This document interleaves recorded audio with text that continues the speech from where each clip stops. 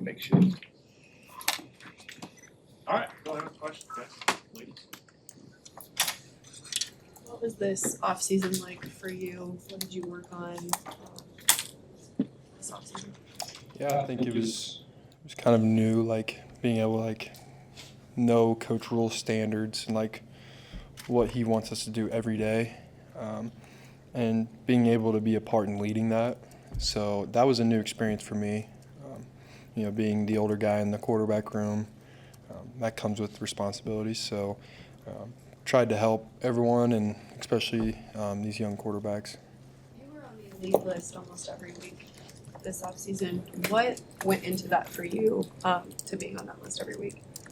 I think I don't know, I kind of give, when people ask me about that, I give a lot of that credit to my dad and my mom. Like, that's just kind of the way that they raised me, and I fought back a lot when I was a child, and they corrected. They were hard on me, and I kind of just learned standards with how you do everything.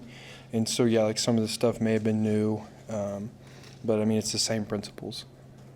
Do you feel you've come along advanced as quarterback since? I mean, you can go all the way back to January, but more specifically since the spring game.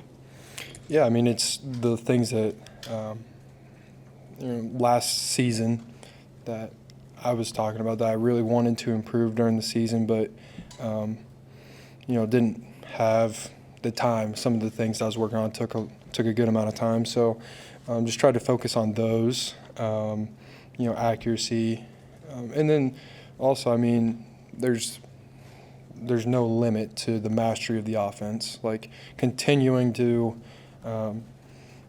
know it inside and out.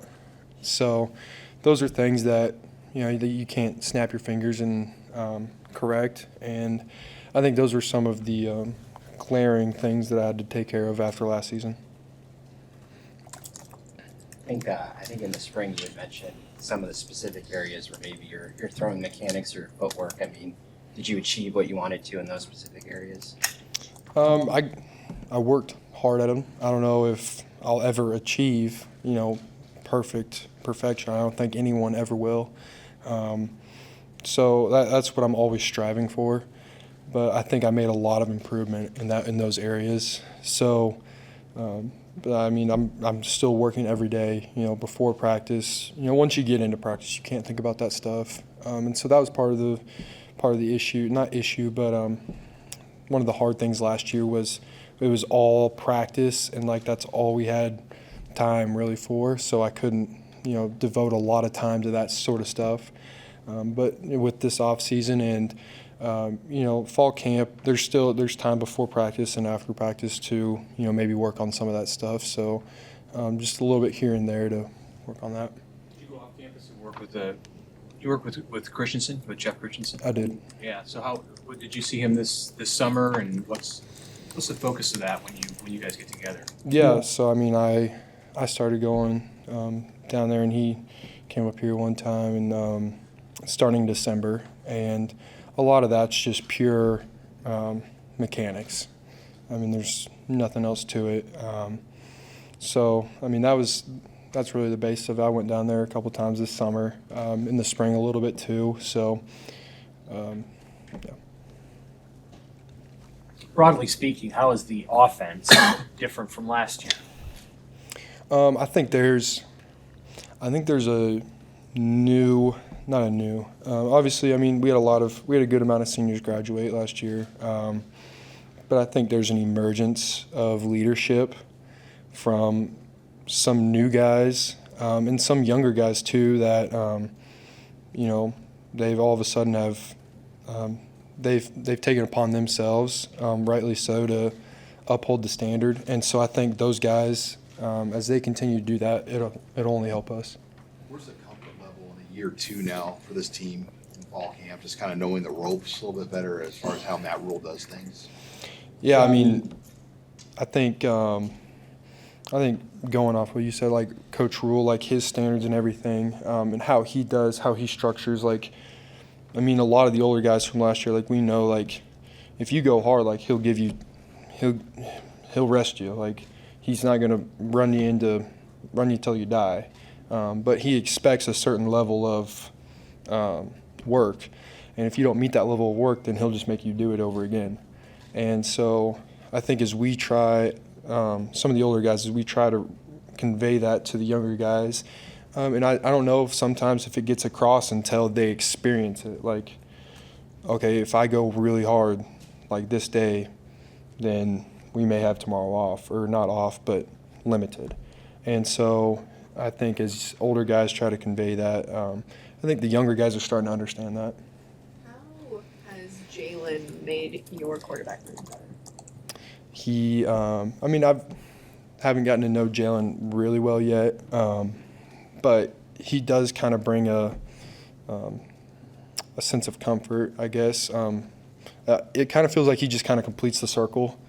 You know, I don't know if I wouldn't say there was a gap before Jaylen, but it was, you know, it did kind of feel just a little weird for me. I mean, I've been here a long time, and, you know, all these guys just came in. And, you know, they're high school, and they have a lot of experience. They know the game well, but there is a certain level of how long have you been in college and seen all of this and know what college is like. And so, like, today, like, Jaylen, even though he came in the summer, like, he's one of those guys that started upholding the standard, like, right away, because he knows what it takes in college to continue to get better. Heinrich, when we were talking to your teammates earlier this week, Teddy Prohaska, when he described you, he said, he's just a carny boy. What do you think he meant by that? I don't know. Teddy likes to stereotype me into like a farmer, even though I don't know where he gets that from. I guess he played Kearney High a lot, and I don't know. I guess I didn't hang around the Kearney High guys a whole lot, so I don't know exactly what they were like. But I think he kind of groups me into that, and I mean, I don't know. Do you have a farming background? Well, I do, but I didn't grow up like in a combine. I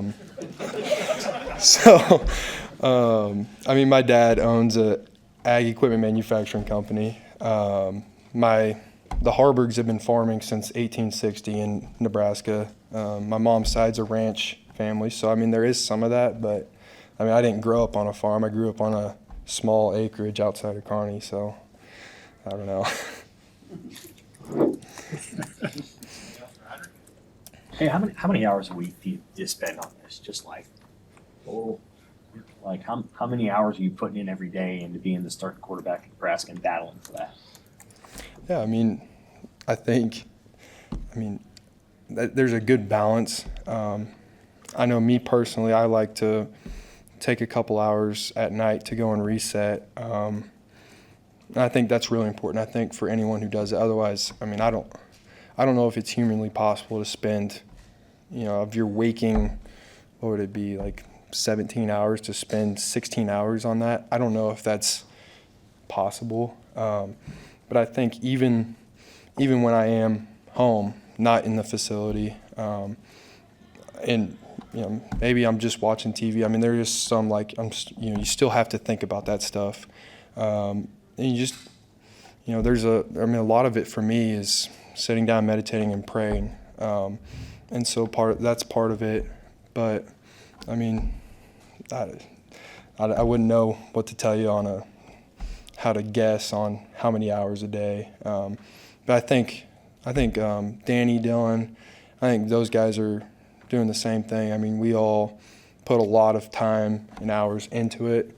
And hopefully, really all I think we want is for our work to reflect in this season, just because we all know how hard we've worked and how many hours we have put in. So.